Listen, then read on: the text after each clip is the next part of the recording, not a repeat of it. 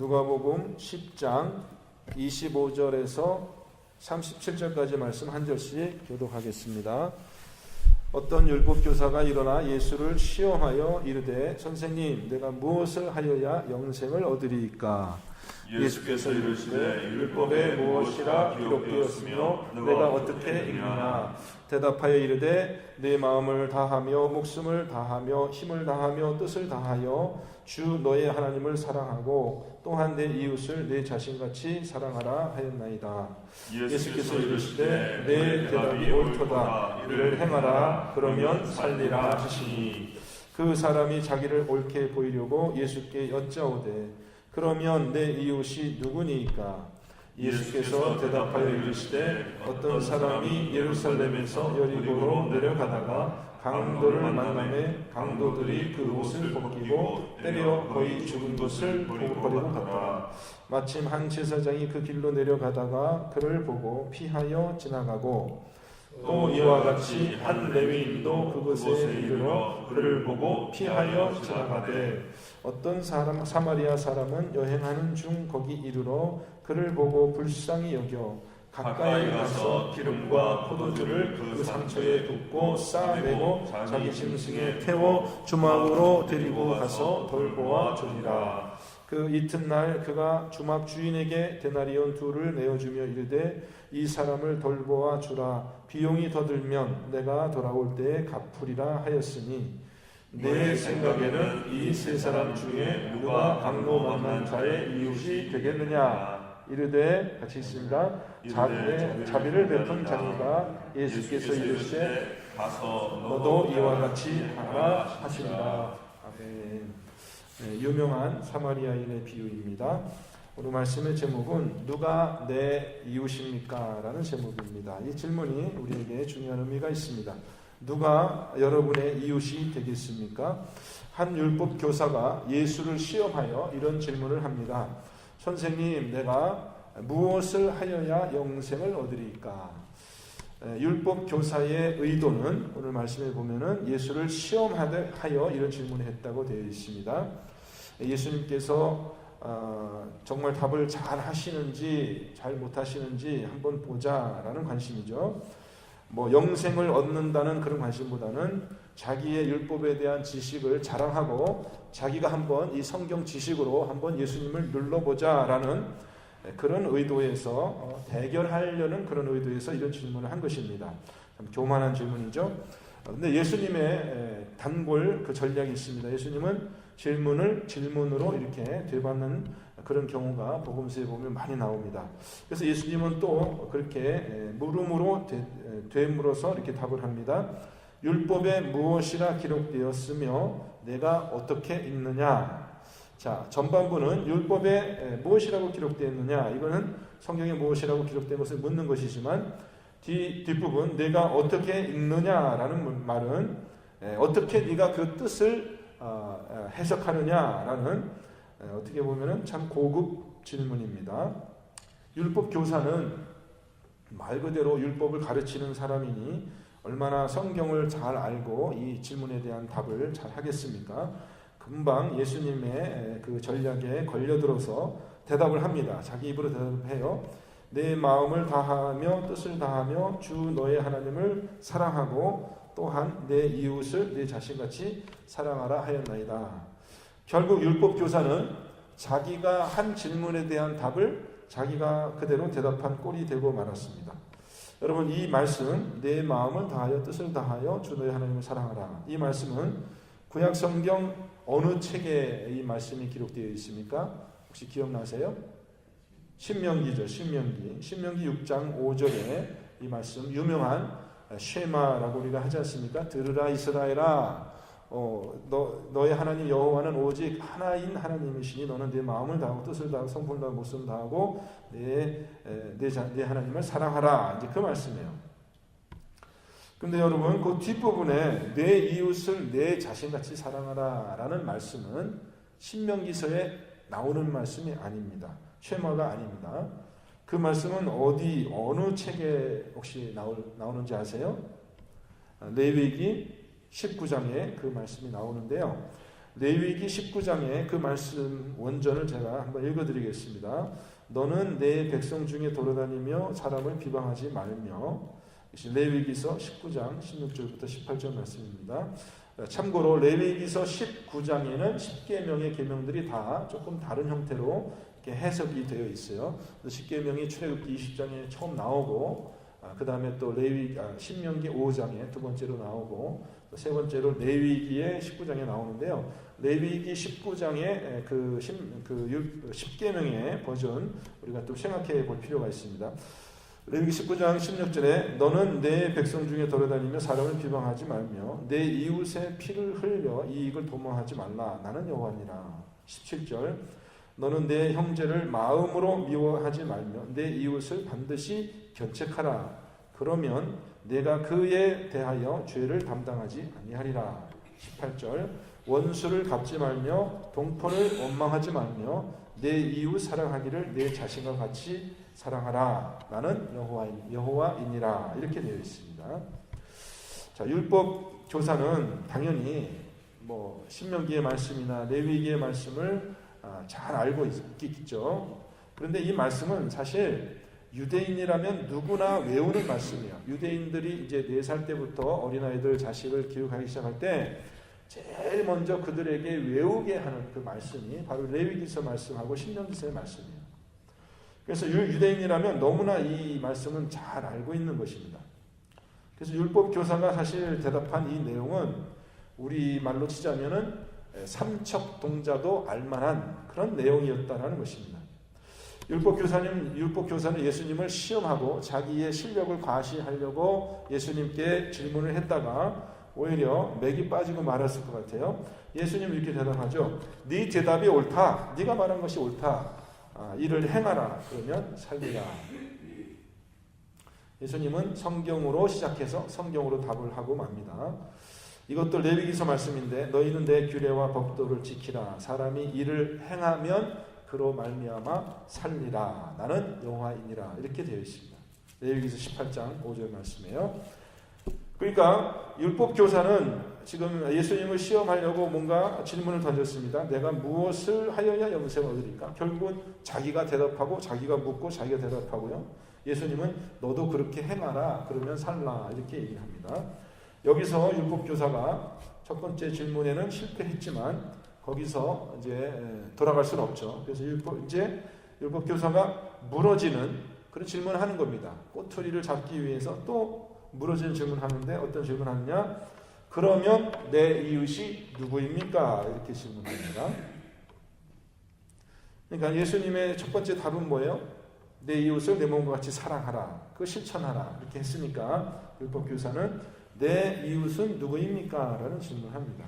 그러면서 그 질문을 하니까 그 질문에 대한 답으로 예수님께서 이제 비유를 한 가지 말씀하시는데 그것이 오늘 본문에 나오는 선한 사마리아인의 비유입니다. 그러니까 이 비유에서 중요한 질문은 뭐냐면 누가 내 이웃입니까? 라는 질문이에요. 여러분 누가 한번 대답해 보실래요? 누가 여러분의 이웃입니까? 누가 여러분의 이웃이에요? 지금 여러분 옆에 앉아있는 우리 교우들이 여러분의 이웃인가요? 그래서 이 질문에 대답하기 전에 내 이웃을 내 자신과 같이 사랑하라 이 말씀이 레위기서 19장 18절에 나와 있다라는 것입니다. 그래서 그 말씀의 문맥을 들어서 생각을 해보자면 원수를 갚지 말며 동포를 원망하지 말며 내 이웃 사랑하기를 내 자신과 같이 사랑하라. 레위기서의 이 말씀 중에 답이 있어야 될 거 아니겠어요? 그렇죠? 자, 그러면 내 이웃을 사랑하라는 이 레위기서의 말씀 중에 여러분 이방인, 유대인의 관점에서 이방인이 들어가 있을까요? 빠져 있을까요? 내 이웃을 사랑하라라는 레위기서의 계명을 실천하기 위해서 유대인들이 자기들의 동포 유대인들만 사랑하면 되는 겁니까? 아니면 이방인들도 사랑해야 되는 것입니까? 레위기서의 그 말씀으로 보자면 거기에 이방인들은 포함되어 있지 않는 겁니다. 자기들끼리만 사랑하면 돼요. 자기들이 이웃이니까. 그러니까 내 이웃이 무엇입니까? 라는 그 질문에 대해서 유대인들의 관점으로 봤을 때 그 자기들이 사랑을 실천해야 되는 그 대상이죠. 그 이웃이 누구냐? 유대인들이에요. 같은 동포들 유대인들이고 율법 어디를 봐도 이방인들을 사랑하라라는 그런 의무 조항은 없다라는 것입니다. 그런 관점을 그것을 여러분 이제 아시고 이 비유를 한번 들어보겠습니다. 이 비유에는 4명의 등장인물이 나오지 않습니까? 첫 번째 강도 맞은 자. 이 사람은 오늘 본문 말씀에 보면은 왜 어떻게 강도를 맞았냐? 예루살렘에서 여리고로 내려가다가 여러분 이제 예루살렘 산 꼭대기에 있고 여리고는 저 밑에 이제 강바닥에 있으니까 이 상당히 급한 길을 내려가다가 거기서 이제 강도를 맞은 겁니다. 그럼 이 사람은 유대인이겠어요? 이방인이겠어요? 네? 예루살렘에서 여리고로 내려가는 사람? 유대인이겠죠, 당연히. 자, 강도 맞은 자입니다. 그다음 두 번째 제사장이 나오고 세 번째 레위인이 나오고 네 번째 사마리아인이 등장하는데 두 번째, 세 번째 제사장, 레위인은 사실 직업상 비슷한 사람이죠. 성전에서 제사의 직분을 감당하는 사람입니다. 두 사람은 비슷한 사람인데 강도 맞은 자를 보고 지나가 버리고 마지막에 사마리아인은 조금 이 앞에 세 사람하고는 완전히 틀린 사람이에요. 사마리아인은 유대인들의 입장에서는 이방인이었어요. 사실 혈통적으로는 유대 혈통이 조금 섞여 있지만 이스라엘의 그 피를 가지고 있지만 유대인들의 관점에서는 아주 그 혼혈된 그런 사람들이라 생각했기 때문에 아주 터부시했고요. 유대인들의 관점에서는 서로 그러니까 어떻게 보면 이방인보다 더 미워했던 그런 적대 관계에 있었던 그런 사람이에요. 근데 그 사람이 이제 강도 맞은 자를 불쌍하게 여겨서 친절을 베푸는 그런 이야기가 오늘 비유의 얘기인데, 자, 이 질문을 처음에 한 율법 교사의 입장에서 보았을 때, 율법 교사의 입장에서 봤을 때 이 네 사람 중에서 이 율법 교사와 가장 비슷한 사람은 누구겠습니까? 이 네 사람의 강도 맞은 자, 레위인, 제사장, 사마리안 중에 율법 교사와 가장 비슷한 사람은 누구예요? 두 번째, 세 번째 사람이죠. 제가 여러분에게 자꾸 질문을 합니다. 여러분 대답하셔도 되고 안 하셔도 괜찮습니다. 두 번째, 세 번째 사람이죠. 율법 교사는 직책상으로나 여러 가지를 봤을 때 자기랑 가장 비슷한 사람은 제사장, 두 번째 등장인물이죠. 아니면 레위인, 세 번째 등장인물이에요. 이 사람들은 만일 이 사람들이 제사의 직분을 맡은 사람들이라면 제사를 드리는 조건으로 뭐가 필요합니까? 정결해야 돼요. 부정하면 안 돼요. 그래서 피 흘려 쓰러진 자를 접촉하면 좋은 일이긴 하지만 그것 때문에 자기가 부정하게 될 수가 있거든요. 피 묻은 자를 이렇게 접촉하는 것은요.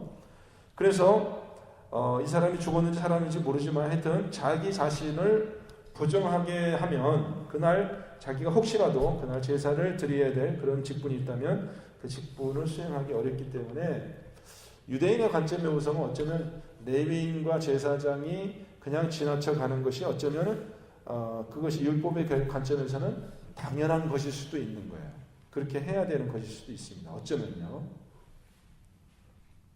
근데 마지막으로 지나가는 이 사마리아인은 강도 맞은 자를 보고 친절을 베푸는데 아주 상세하게 그가 한 일이 이제 오늘 말씀에 기록되어 있습니다. 첫 번째, 기름과 포도주를 상처에 붓는다. 치료하는 행위죠.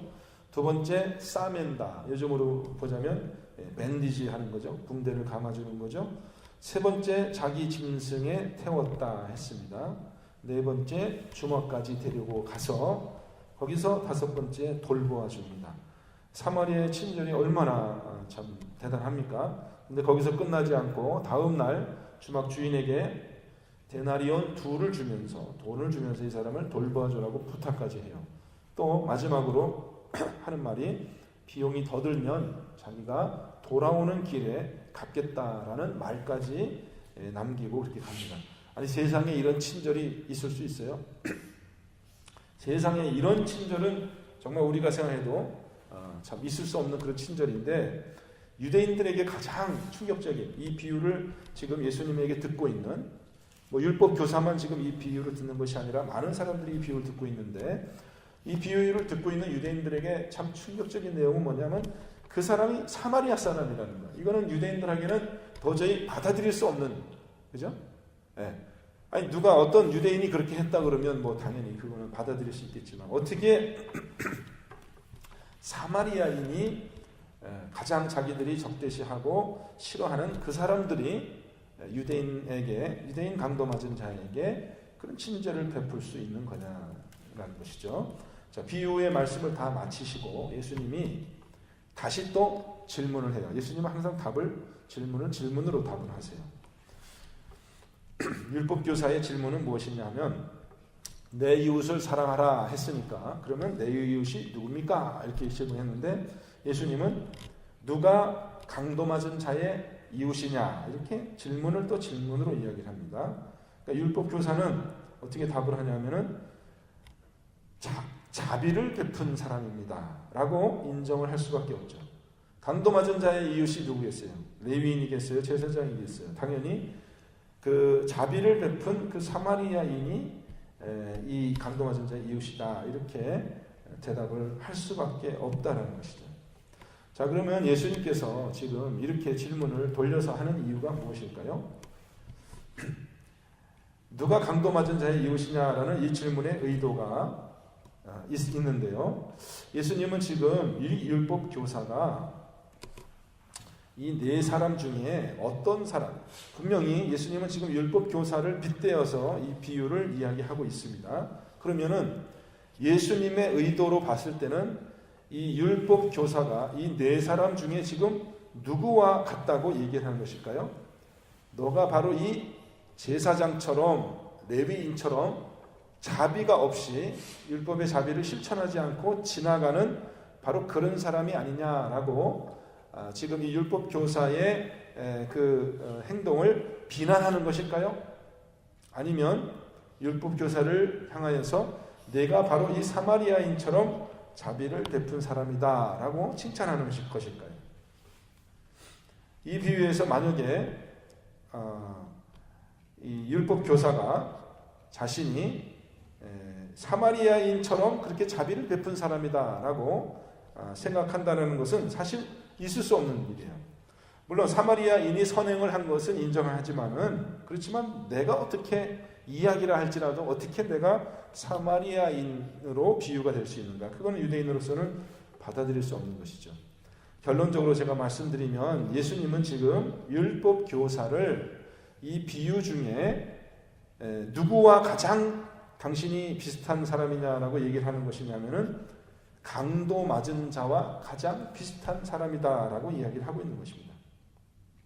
자, 율법 교사가 누가 내 이웃입니까? 라고 그 이야기한 의도는 무엇이냐면, 나도 율법대로 나도 이웃을 사랑하고 싶습니다. 나도 이 선행을 실천해서, 자기가 처음에 질문한 내용이 뭡니까? 내가 무엇을 해야지 영생을 얻겠습니까? 라고 했잖아요. 그러니까는 예수님의 말씀처럼, 좋다, 나도 그러면 이웃을 사랑해서 율법을 지켜서 나도 영생을 얻겠습니다 라는 의도로 물어본 것이잖아요. 누가 내 이웃입니까?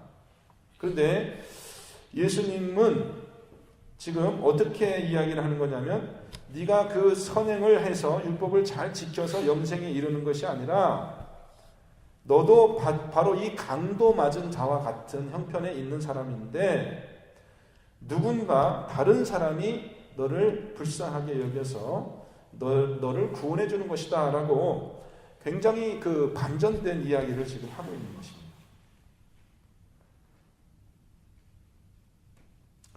만약에 어떤 강도 맞은 사람이 있다고 합시다. 이 강도 맞은 사람이 구원을 받는 그 길은 무엇이겠어요? 강도 맞은 사람은 자신이 자신을 구원할 수가 없죠. 자신이 자신을 구원할 수 없어요. 여러분 지금 이 강도 맞은 자의 형편을 한번 보십시오. 30절에 나오는데, 강도들이 그 옷을 벗기고 때려 거의 죽은 것을 버리고 갔더라. 보십시오. 옷이 벗겨져 있어요. 때려서 거의 죽게 됐어요. 그런데 사람들이 버리고 갔어요. 강도 맞은 사람이 자기를 구원할 수 있는 방법은 전혀 없습니다. 자, 사마리아인이 지나갈 때 이 강도 맞은 자가 사마리아인 보고 살려주세요, 나 좀 도와주세요 라고 했을까요? 안 했을까요? 말씀에 잘 나와 있지는 않지만 어땠을 것 같아요? 살려주세요 라고 소리 질렀을 것 같아요? 안 질렀을 것 같아요? 못 질렀을 것 같아요. 네, 못 질렀을 것 같아요. 못 질렀을 것 같아요. 거의 죽게 된 사람이 누가 지나가는지를 뭐 알지도 못하겠죠. 그러니까는 심지어는 날 좀 살려주세요라는 말도 할 수 없는 형편에 지금 이게 강도가 지금 이렇게 돼 있는 겁니다. 그러니까 자기 스스로는 자기를 구원할 수도 없고 살려달라는 말도 할 수 없는 그 사람을 어떻게 구원을 받을 수 있겠어요? 누군가 지나가던 사람이 누군가 그 사람을 불쌍하게 여겨서 구원해야 되는 것이죠. 그런데 지나가는 거예요. 제사장도 지나가고 레위인도 지나가고 아무도 자기를 구원해 줄 수가 없어요. 이 사람이 선행을 베풀어서 이 강도 맞은 자가 누군가 다른 사람을 사랑하고 다른 사람에게 선행을 베풀어서 그 자기가 한 행동으로 말미암아 구원을 받을 수 있을까요? 그럴 수 없죠. 그럴 수 없어요. 자기도 구원을 못할 사람이 누구 다른 사람을 위해서 무슨 선행을 할 수 있겠습니까? 지금 예수님은 굉장히 역설적인 이야기를 하고 있는 거예요. 너는 네가 이웃을 사랑해서 율법을 지켜서 구원을 얻겠다고 나한테 누가 내 이웃입니까? 라고 묻고 있지. 근데 내가 실제로 너의 형편을 이야기하자면 너가 바로 강도 맞은 자 같은 사람이야. 그러면 네가 어떻게 다른 사람을 사랑하고 다른 사람에게 선행을 베풀고 해서 네가 구원을 받을 수 있겠냐. 네가 강도라면, 이렇게 강도 맞은 자라면, 강도가 아니라 죄송합니다. 강도가 아니라 강도 맞은 자라면, 너가 이런 사람이라면 네가 어떻게 다른 사람을 사랑하고 다른 사람에게 선행을 베풀어서 네가 구원을 받을 수 있겠냐. 네가 구원을 받을 수 있는 길은 뭐예요? 선행을 베풀어서 그 행동으로 말미암아 구원을 받는 것이 아니라 이 사람이 구원을 받을 수 있는 유일한 길은 다른 사람이 자기를 불쌍하게 여겨서. 그러니까는 예수님의 질문을 돌려버린 거예요. 누가 내 이웃이냐라는 질문은 그것은 좋은 질문이긴 하지만은 너가 선행을 베푸는 대상으로서의 이웃을 찾을 것이 아니라 누가 너를 위해서 너에게 값을 지불하고 비용을 지불하고 선행을 해서 너의 형편을 불쌍하게 여겨서 누가 너를 구원할 사람, 그 사람이 바로 너의 이웃이야 라고 이야기하는 것입니다. 그러니까 이 비유를 우리가 잘 해석을 해보면 여기서 저와 여러분들은 이 비유에서 이제 어떤 생각을 하냐 하면 우리가 이 비유를 들으면 우리도 그래? 그럼 나도 선한 사마리아인처럼 그렇게 나도 이웃을 사랑해서 그렇게 해가지고 나도 구원을 얻어야 되겠다라는 도덕적인 가르침을 우리가 받거든요. 그렇죠? 우리가 이 비유를 어렸을 때부터 들으면 무슨 생각을 해요? 나도 이 선한 사마리아인처럼 그렇게 다른 사람을 불쌍히 여기고 친절을 베풀고 선행을 하고 그렇게 해가지고 내가 구원을 얻는 것이구나, 이렇게 우리가 생각을 한단 말이에요. 근데 예수님의 의도는 그게 아니에요. 예수님의 의도는 이 비유에서 너랑, 율법교사 너랑 이 비유에서 가장 가까운 사람은 레위인도 아니고 제사장도 아니고 선한 사마리아인 더더욱 아니고 너랑 가장 형편이 비슷한 사람은 바로 이 강도 맞은 사람이다. 네가 만약에 강도 맞은 사람이라면 너의 이웃이 누구이겠느냐라고 묻는 겁니다. 여러분. 우리가 만약에 강도 맞은 자라면 우리의 이웃이 누구예요? 나를 구해주는 사람이죠. 그게 누구예요? 그게 바로 선한 사마리아인이라는 것입니다.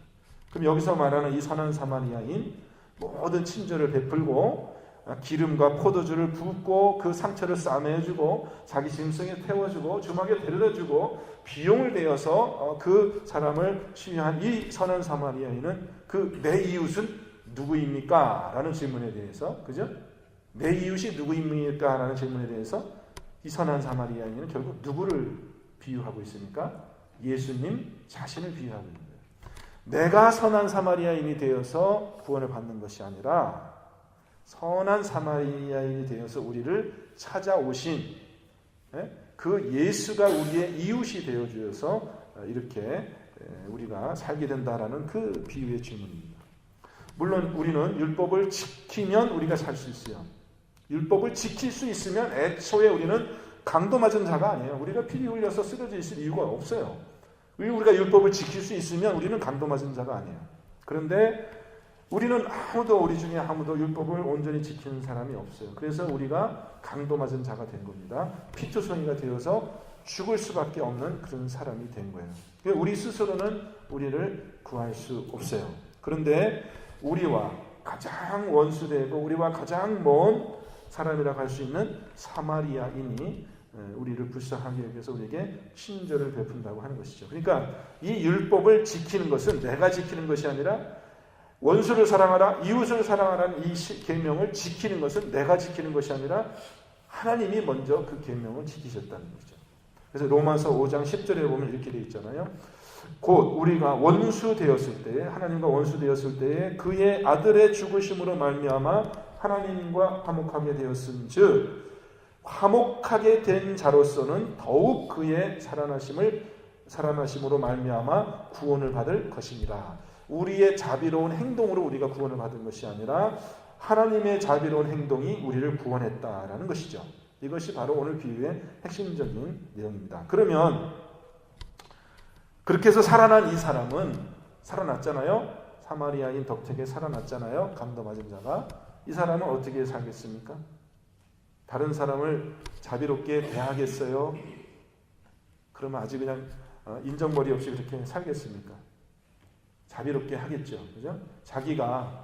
도저히 자기가 그것마다 상황에서 다른 사람의 그 대가 조건 없는 친절로 살아났기 때문에 어떻게 살아가겠어요? 이 사람도 앞으로는 자기도 그렇게 자비를 베풀면서 살게 된다는 것입니다. 그것이 마지막 예수님의 가르침이에요. 너도 가서 이와 같이 하라. 그 얘기예요. 그죠? 너도 가서 이와 같이 하라는 거예요. 너도 가서. 왜냐하면 자기가 감동 맞은 자가 되어 봤었잖아요. 자기가 그렇게 구원을 받았잖아요. 그렇기 때문에 그 친절을 남에게 행하는 그런 사람으로 살아가게 된다라는 것입니다. 저와 여러분이 이 구원의 메시지를 들은 대로 정말 우리의 이웃이 누구인가를 잘 생각하고 오늘 우리의 삶 속에서 예수님의 구원을 우리가 실천하는 그런 저와 여러분 되시기를 주님의 이름으로 축원드립니다. 함께 기도하겠습니다. 하나님, 정말 우리의 이웃이 되어주시기 위하여 먼 길을 떠나서 참 자기를 비우시고 종과 같은 그런 형체로 오셔서 우리를 위해서 모든 비용을 치러주시고 우리를 구원해 주신 하나님의 구원을 감사드립니다. 하나님, 오늘 우리 하루의 삶 속에서 정말 이 구원의 기쁨을 저희들이 누리며 또 실천하는 우리 모두가 되게 하여 주옵시며 정말 우리의 이웃이 되어주신 예수 그리스도를 우리 마음속에 모셔드리며 그리스도와 함께 살아가는 귀한 한 날이 되게 하여 주옵소서. 예수님의 말씀의 은혜를 감사드리며 예수 그리스도 이름으로 기도합니다. 아멘.